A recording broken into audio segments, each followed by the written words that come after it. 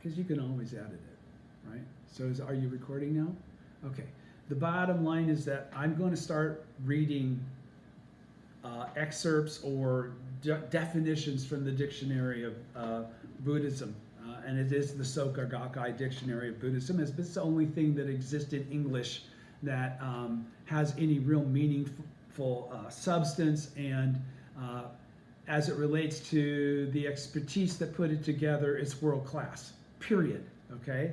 So one of the difficult things about studying Buddhism, if you're trying to study yourself or you're trying to engage in even the process of following along other people, is to understand what the terms mean and the breadth of all of this. It can become very confusing to the point that it's mind-numbing. Since you don't really understand, then you become a little less excited about what you're getting out of it. And the next thing you know, the devil of the sixth heaven has completely succeeded in discouraging you.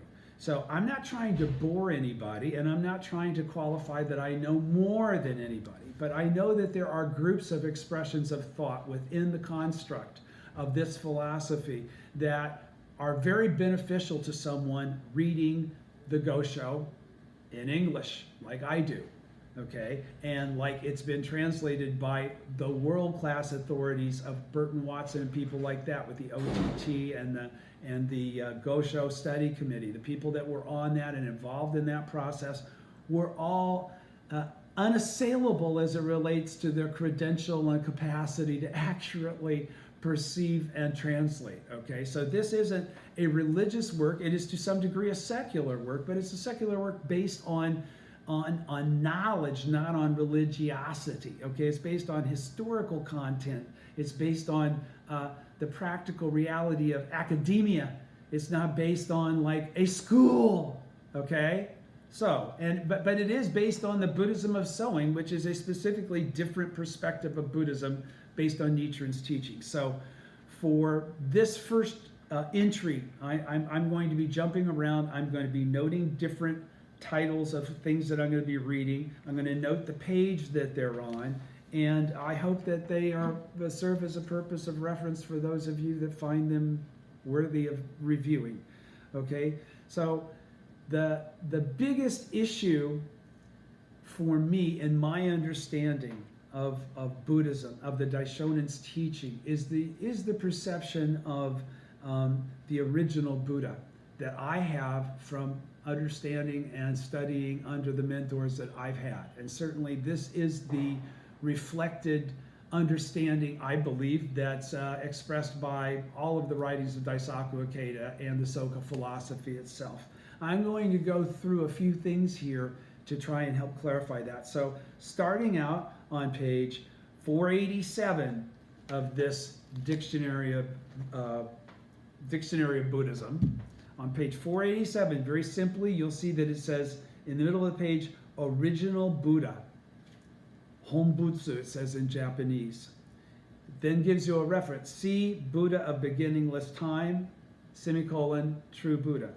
So let's go to Buddha of beginningless time and see what that says. Okay? Buddha of beginningless time. Kuan Ganjo no Jiyu Yushin. Also, eternal Buddha, original Buddha, or true Buddha. Pardon me, this is on page 61. Buddha of beginningless time. Also, original Buddha, eternal Buddha, or true Buddha. The Buddha who had been eternally endowed with the three bodies, the Dharma body, the reward body, and the manifested body, thereby embodying the eternal law or the ultimate truth of life and the universe. This term appears in Nichiren's writing given to his successor Nikko in IKKO, titled On the Mystic Principle of True Cause. It refers to the mystic law, uncreated and eternal, of the Buddha of beginningless time, and states that the mystic law lies in the depths of the lifespan chapter of the essential teaching of the Lotus Sutra. Nichikan, the 26th chief priest of Taisekaji Temple, identified Nichiren as that Buddha, and I do too. And all of the doctrine that I profess to you will always be based on the fact that that Buddha, Nichiren, represents that Buddha that is the original teacher. Okay? And Nichikan bases his determination of this fact on the fact that Nichiren was the first to spread the mystic law. To me, that has always made sense, because if it was Shakyamuni's law, it should be Shakyamuni professing it. Whoever is the originator of that concept, it's his teaching. The same thing goes for Tentai. Even though Chang'an wrote it down, Tentai is the one that professed it. It's Tentai's teaching. You know, the orally transmitted teachings is attributed to the Daishonin. But again, Nikko Shonin is the one that actually wrote all of that down. So this is not always about who actually is the one doing the physical writing. It's really based on who professed the original teaching, and having a disciple that was close enough and accurate enough to that train of thought to then record it for posterity. Okay? So he's saying, based on the fact that Nichiren was the first to spread the mystic law, according to Nichiren, the Japanese term Jiju Yushin literally means the body that is freely received and used. The Buddha of beginningless time is also called the Buddha of limitless joy, indicating the Buddha who freely derives boundless joy from the law while enjoying absolute freedom, and who directly expounds the law that he realized within his own life. In the Lifespan chapter, Shakyamuni revealed his attainment of Buddhahood, numberless major world system dust particle kalpas in the past. No matter how far in the past, however, it occurred at a fixed point in time and therefore is not eternal. Moreover, he did not clarify the law or cause that enabled him to attain enlightenment at that time. In contrast, the Buddha of beginningless time is eternal and also represents eternal life endowed with both the 9 worlds and Buddhahood. In the opening of the eyes, Nichiren states, "This is the doctrine of original cause and original effect." It reveals that the 9 worlds are all present in beginningless Buddhahood, and that Buddhahood is inherent in the beginningless 9 worlds. This is the true mutual possession of the 10 worlds, the true 100 worlds and 1,000 factors, the true 3,000 realms in a single moment of life. Here, original cause refers to the beginningless 9 worlds, and original effect to beginningless Buddhahood. What Nichiren defined as the true 3,000 realms in a single moment of life is the original state of life. To manifest this state of life is the attainment of Buddhahood for all people. That's what Nichiren did. Nichiren established the practice that enables everyone to achieve this by inscribing the Gohonzon. So he didn't, it doesn't say Nichiren established the practice that enables everyone to achieve this by invoking the Nam-myoho Renge-kyo. Do understand, Nam-myoho Renge-kyo comes from the Gohonzon, even though the Nam-myoho Renge-kyo preceded the Gohonzon in terms of actual history, okay? Nichiren established the practice that enables everyone to achieve this, the same state of life as he has, as the original teacher, by inscribing the Gohonzon, or the object of devotion that embodies this original state of life, which is not separate from your own, and prescribing the invocation of Nam-myoho Renge-kyo. And this also says, see Buddha of limitless joy, but it also says, see true Buddha. So true Buddha is a very important thing, because true Buddha is what you are. And true Buddha is on page 762. Hombutsu, okay? And there are going to be 2 references to this. There's going to be the Shakyamuni perspective, and the Buddhism of the harvest perspective, and the Buddhism sowing perspective, okay? So Hombutsu, true Buddha, a Buddha in his true identity in contrast to his transient or provisional identity. This term is applied in 2 specific ways. To Shakyamuni Buddha, and you've got to understand, when you're reading about the Buddhas of the harvest, then that's applicable. You should understand that. But when we talk about anything that pertains to the latter day of the law, all of that morphs over to Nichiren. Okay? Understand that. To Shakyamuni Buddha, as he describes himself in the Lifespan 16th chapter of the Lotus Sutra, that is, as having attained Buddhahood in the remote past, countless kalpas ago. In that chapter, Shakyamuni states, in all the worlds, the heavenly and human beings and asuras all believe that the present Shakyamuni Buddha, after leaving the palace of the Shakyas, seated himself in the place of meditation not farther from the city of Gaya, and there attained supreme perfect enlightenment. But good men, it has been immeasurable, boundless, hundreds, thousands, 10,000s, millions of nayutas of kalpas since I in fact attained Buddhahood. With this statement, Shakyamuni redefines his identity as a Buddha who originally attained his enlightenment in the remarkably remote past. From the standpoint of the philosophy of the Lotus Sutra, the Shakyamuni who is thought to have attained enlightenment in the current life under the Bodhi tree in India is a provisional Buddha, or a Buddha in his transient identity. In this provisional identity, Shakyamuni is seen as a temporary manifestation of the true Buddha who employed various temporary expedient teachings to prepare people to understand his true identity and true teachings and thereby lead them to enlightenment. From the perspective of the content of the Lotus Sutra, the true Buddha corresponds to the Shakyamuni depicted in the essential teaching, latter half of the Lotus Sutra, while the Buddha in his transient identity is the Shakyamuni of the theoretical teaching, first half of the sutra. Of course, Nichiren redefines all of that in the orally transmitted teachings, which I'll get to in a minute. Point 2. As a reference to Nichiren, again, true Buddha, as a reference to Nichiren, applied to him traditionally by those in the lineage of his disciple Nikko, Nico. That's us too.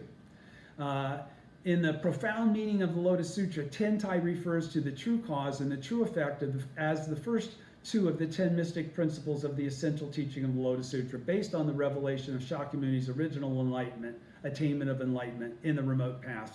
By the way, true Buddha is on 762. Again, I'm now reading on page 763. He associates the true cause with the sentence in the lifespan chapter, originally I practiced the Bodhisattva way, and the life that I acquired then has yet to come to an end. And the true effect with the sentence, since I attained Buddhahood, an extremely long period of time has passed. In the remote past, Shakyamuni practiced the Bodhisattva way, the true cause, and attained Buddhahood, the true effect. Shakyamuni never specifically reveals, however, what teaching he originally practiced, the original cause or seed of his Buddhahood. Regarding this, Nichiren states, the doctrine of the sowing of the seed and its maturing and harvesting is the very heart and core of the Lotus Sutra. All Buddhas of the 3 existences and 10 directions have invariably attained Buddhahood through the seeds represented by the 5 characters of Myoho Renge-kyo. From this perspective, Nichiren is regarded as the teacher of true cause and Shakyamuni as the teacher of true effect. This is because the Lotus Sutra Shakyamuni revealed, this is because in the Lotus Sutra Shakyamuni revealed his eternal Buddhahood, the effect of his original Bodhisattva practice. He did not, however, reveal the true cause or the nature of the specific practice by which he attained it. Nichiren, on the other hand, revealed the teaching and practice of Nam-myoho Renge-kyo, which he identified as the true cause that enables all people to attain Buddhahood. This viewpoint identifies Nichiren as the true Buddha. Nichiren explains the passage of the Lotus Sutra cited above. It has been immeasurably boundless, hundreds, thousands, 10,000s, millions of nayutas of kalpas since I in fact attained Buddhahood in the orally transmitted teachings. He says, I in fact explaining that Shakyamuni in fact attained Buddhahood in the inconceivably remote past. The meaning of this chapter, however, is that I represents the living beings of the phenomenal world. I here refers to each and every being in the 10 worlds, not just Shakyamuni. In fact, establishes that I, everyone, is a Buddha eternally endowed with the 3 bodies. This is what is being called a fact. Attained refers both to the one who attains and to what is attained. Attain means to open or reveal. It is to reveal that the beings of the phenomenal world are Buddhas eternally endowed with the 3 bodies. Buddhahood means being enlightened to this. Here Nichiren is saying that every being is essentially a Buddha eternally endowed with the 3 bodies, a true Buddha. In this sense, true Buddha refers to the Buddha nature eternally inherent in the lives of all living beings. In the true aspect of all phenomena, Nichiren states, A common mortal is an entity of the three bodies and a true Buddha. A Buddha is a function of the three bodies and a provisional Buddha. Okay? And then it says, see also Buddha, beginningless time, and Buddha of limitless joy and true cause. And so and true cause is the next thing, so I'll go ahead and read it. True cause, also the mystic principle of the true cause. One of the 10 mystic principles of the essential teaching, latter half of the Lotus Sutra, formulated by Tentai in the profound meanings of the Lotus Sutra. It refers to the practice that Shakyamuni carried out countless kalpas in the past in order to attain his original enlightenment. The term contrasts with the true effect, or the original enlightenment Shakyamuni achieved countless kalpas before his enlightenment in India. The true cause is indicated by the phrase in the lifespan chapter of the Lotus Sutra, originally I practiced the Bodhisattva way. Profound meaning defines Bodhisattva way as the true cause of Shakyamuni's original enlightenment. Shakyamuni did not clarify, however, that what the Bodhisattva way was. Tentai interpreted it as a reference to the first stage of security, or the 11th of the 52 stages of Bodhisattva practice, i.e. the stage of non-regression, the attainment of which he defined as the true cause for Shakyamuni's original enlightenment, hearing the name of the words of the truth. However, what teaching or law Shakyamuni had practiced to attain the stage of non-regression remained unclear. Nichiren identified the true cause or fundamental law that enables all Buddhas to attain their enlightenment as the law of Nam-myoho Renge-kyo, because he fully revealed the true cause for attaining Buddhahood and established a universal way of practice in his life in his lineage. Nichiren is called the teacher of true cause, while Shakyamuni is called the teacher of true effect. And I'll stop there as far as that's concerned. I wanted also, though, as long as we're talking about the object of devotion for observing the mind, go into the principle of what actually observing the mind is. Okay? And, pardon me, I lost that. Here it is. Observation of the mind is on page 469. To perceive or awaken to the ultimate to perceive or awaken to the ultimate reality inherent in one's life. Also the method of practice that makes this possible. In contrast with doctrinal study of the Buddhist sutras, observation of the mind means to perceive in the depths of one's being the truth that is beyond verbal explanation. Observing the mind is particularly stressed in Tentai's practice, in which meditation is focused on the true aspect of the mind rather than upon some exterior object. In Great Concentration and Insight, Tentai taught meditation to perceive the region of the unfathomable, which is interpreted as either the unification of the three truths in a single mind or 3,000 realms in a single moment of life. This means, in essence, to perceive one's inherent Buddhahood, which is the goal of Tentai's system of meditation, which is the 6th stage of practice in Nichiren's teachings. Nichiren defined Tentai's observation of the mind as follows. The observation of the mind means to observe one's own mind and to find the 10 worlds within it. Nichikan, the 26th chief priest of Taiseikanji Temple, interpreted the above statement in his exegesis on the object of devotion for observing the mind as follows. To observe one's own mind means to believe in the Gohonzon, the object of devotion in Nichiren's teaching. To find the 10 worlds within it means to chant the Daimoku of the mystic law. If only you believe in the Gohonzon and chant the mystic law, then the 10 worlds of the Gohonzon will become the 10 worlds of your own life.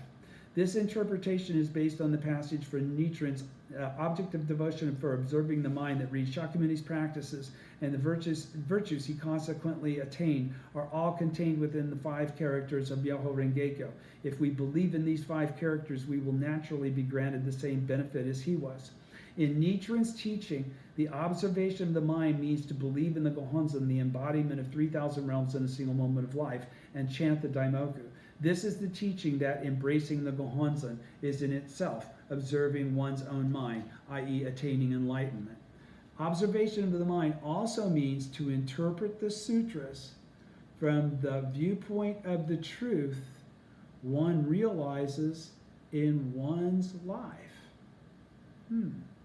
I'll repeat that. Observation of the mind also means To interpret the sutras from the viewpoint of the truth one realizes in one's life from chanting Daimoku in front of the Gohonzon and thinking about them. In Nichiren's teaching, it means to read the sutras from the viewpoint of the principle of Nam-myoho Renge-kyo. And the three great secret laws. On page 707.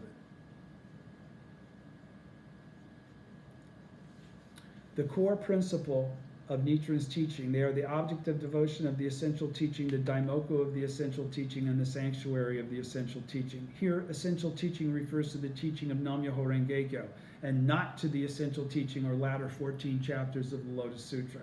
Nichiren established these three essential principles to enable people in the latter day of the law to attain Buddhahood. They are called secret because they are implicit in the text of the lifespan chapter of the Lotus Sutra and remained hidden or unknown until Nichiren revealed them. Nichiren regarded them as the vital teaching that Shakyamuni Buddha transferred to Bodhisattva superior practices in the Supernatural Powers 21st chapter of the Sutra. He regarded his mission as one with that of Bodhisattva superior practices. The three great secret laws represent Nichiren's embodiment of the mystic law, to which he was enlightened in a form that all people can practice and thereby gain access to that law within their own lives. He associated the three great secret laws with the three types of learning set forth in Buddhism: precepts, meditation, and wisdom. Specifically, the object of devotion corresponds to meditation, the sanctuary to precepts, and the daimoku to wisdom. Concerning the three types of learning based on the Lotus Sutra, Dingo, in his questions and answers on regulations for students of the Tendai School, Lotus School, states, the space-like immovable precept, the space-like immovable meditation, and the space-like immovable wisdom, these three altogether are transmitted under the name Wonderful Law.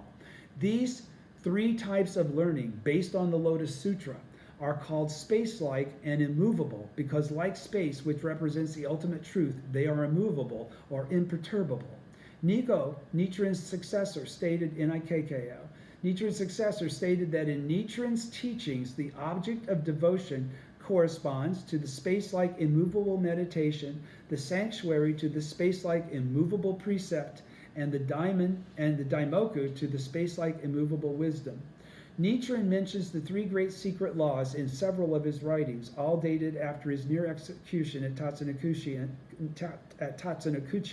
and subsequent exile on Sado Island in 1271. And in a work known as On the Three Great Secret Laws, he offers a detailed definition.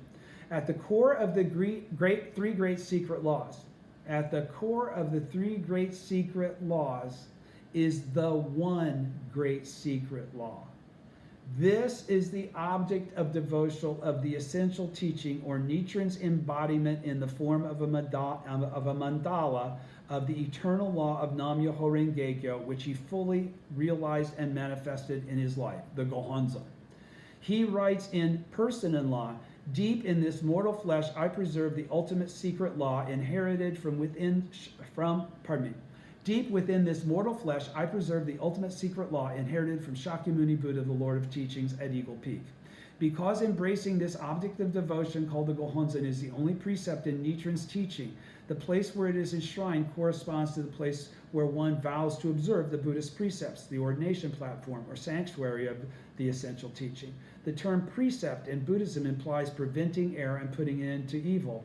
The daimoku of the essential teaching indicates that the invocation or chanting of Nam-myoho Renge-kyo with faith in the object of devotion, it includes chanting the daimoku for oneself and teaching it to others. Thus, both the sanctuary and the daimoku derive from the object of devotion.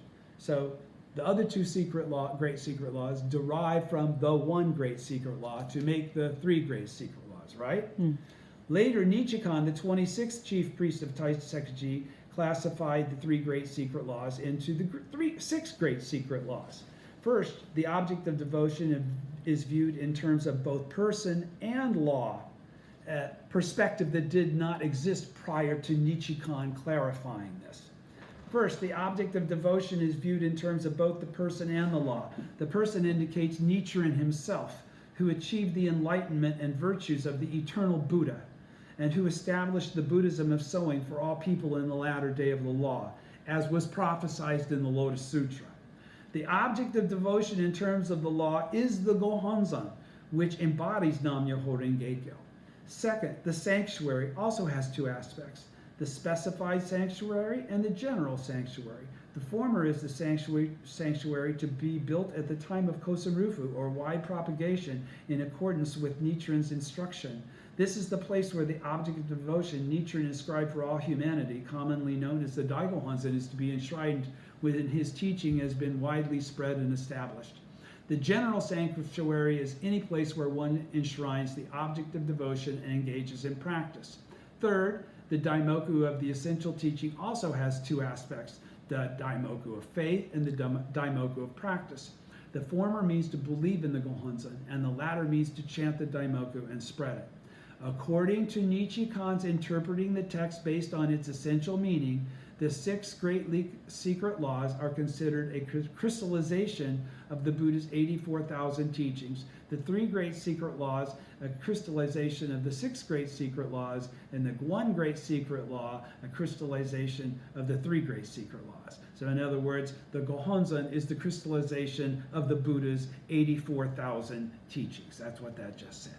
Okay, and I'll stop there, although there's a lot more that I'll be getting to, and we'll go step by step by step. I hope to get through the whole book before it's all over. Thank you.